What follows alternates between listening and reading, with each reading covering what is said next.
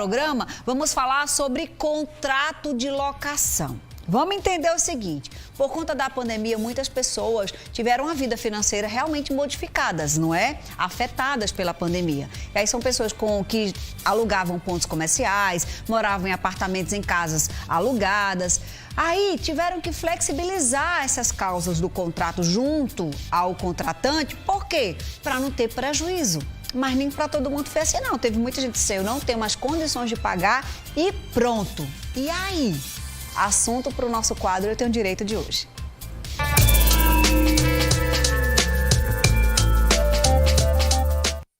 A nossa colunista semanal, a advogada Sheila Sodré, trouxe reforço de peso hoje. A advogada Laura Almeida. Laura é especialista em contratos imobiliários. Oi, Laura, boa tarde, seja bem-vinda. Boa tarde, muito obrigada pelo convite, doutora Sheila. Boa tarde, Fernandinha. Boa tarde, a convidada primeiro hoje, não viu, Sheilinha? Boa tarde. Você sabe que eu não me incomodo, só de casa. É verdade. Minha filha, que é um tema desse, Fernanda, tem que trazer alguém especializado na área, porque tem muitos detalhes. E quando você fala em contrato de locação, as duas partes sofreram muito com essa pandemia. E o todo agora, Fernanda, com essa questão também do índice de correção, hein? Sim. Que ninguém tá esperando. Ninguém imaginava. Antes deu 50, foi 40? Foi de 30% a 40% nesses últimos meses, né? Então você avalia aí, né? Já tem muita gente chegando pro proprietário dizendo, olha, tem condições não, viu, querido? Vamos aqui mudar. Mas vamos começar então falando sobre contrato de trabalho. O que é que muda, né? Nas condições e situações de pontos comerciais, de pontos residenciais?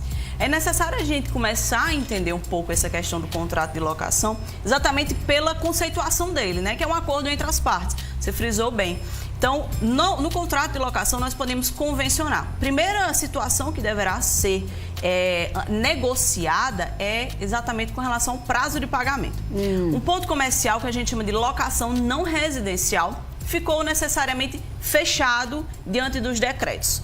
E aí você conversa com o proprietário e fala assim, senhor proprietário, eu não tenho condições de pagar este mês o aluguel.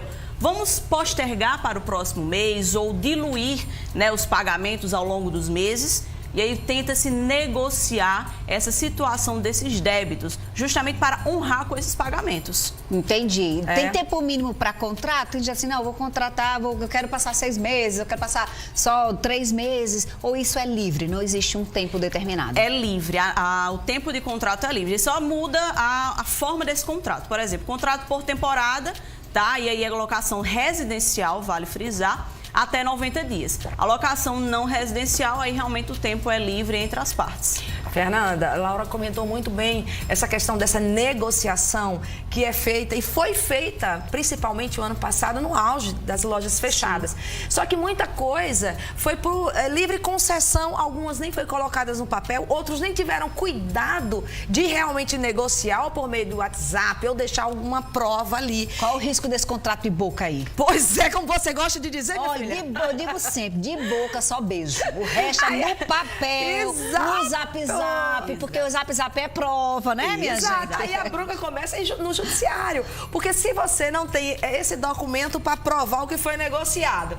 E outra coisa também, aí você tem o trabalho, o custo de entrar com ação judicial para tentar segurar uma execução ou tirar um nome que foi protestado, né? Aí a situação complica, principalmente se você não conseguir provar, Fernanda, que você foi afetado com a pandemia. Porque tem muita gente que também, né, se aproveitou da situação. Nesse contexto de pandemia, Laura, tem locatário que diz assim, não tenho condição, não provou junto ao proprietário, né, essa condição, e então peraí, eu vou passar 3 meses, 4 meses sem pagar, eu vou tirar você, entra com uma ação de despejo. Mas me parece que tem novidades envolvendo essa questão do despejo, e inclusive está só esperando o presidente fazer a assinatura e a pessoa vai ser impedida de sair do lugar, da casa, é isso? Exatamente. E o proprietário do apartamento não é afetado, também depende disso. que muitas vezes usa aquele aluguel para pagar o outro aluguel. Como é isso? É uma polêmica gigantesca com relação ao despejo, né? Tivemos uma situação ano passado. Ano passado ficou até outubro, né? Dia 30 de outubro de 2020, as pessoas impedidas de saírem do imóvel que estavam ocupando em razão das locações atrasadas. Esse ano, agora no finalzinho de junho, começo de julho, tivemos essa situação desse projeto que já foi aprovado no Senado Federal, está só aguardando o presidente assinar para que vire lei. temos uma peculiaridade, né? Não são todos os contratos de locação que vão ser atingidos por essa lei do despejo, né? Então, terá que ser necessário, eu não posso nem mencionar aqui, porque pode ser que o presidente modifique alguma situação, vete alguma situação. Então, assim, vai ser necessário analisar as peculiaridades da legislação quando ela for promulgada, né? Mas, o que é que eu sempre falo, gente? Tentem conversar, né?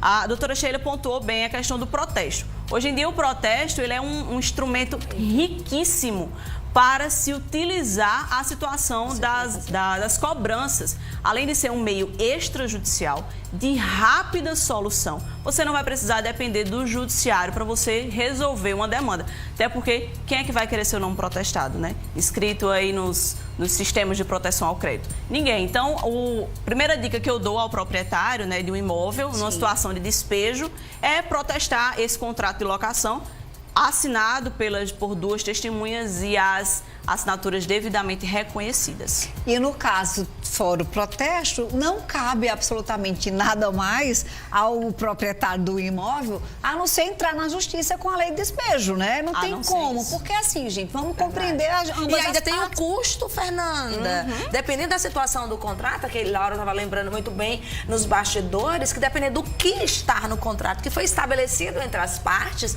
você tem que garantir realmente o juízo para poder exigir o despejo. E não é barato. De jeito nenhum. É o equivalente às mensalidades, aos valores da locação.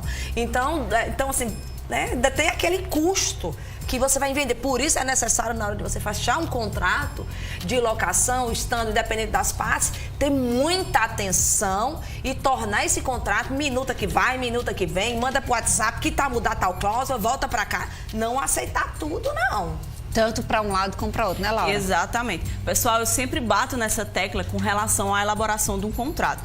Pelo amor de Deus, parem com essa questão do contrato de boca, sabe? Porque realmente é uma situação em que você, enquanto proprietário, você vai ficar sem conseguir comprovar que existe aquele débito, as datas de pagamento, os valores que devem ser cobrados, a forma que deve ser feito o pagamento.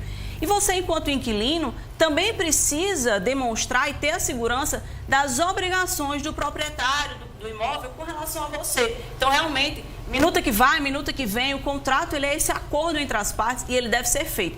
Eu vou precisar fazer um aditamento a esse contrato para modificar o valor do aluguel em razão da Covid-19. Faz-se um novo contrato para reajustar essa situação nova que aconteceu. Até porque depois, para provar, só vai valer o que está escrito. Exato. As meninas não estão liberadas. Tem assim, ó, de perguntas para vocês.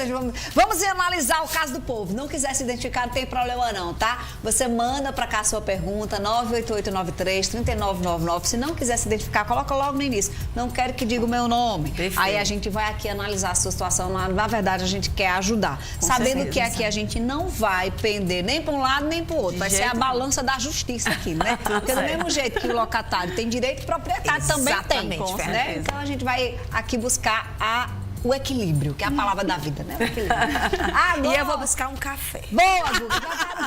Prepara um cafezinho para as meninas.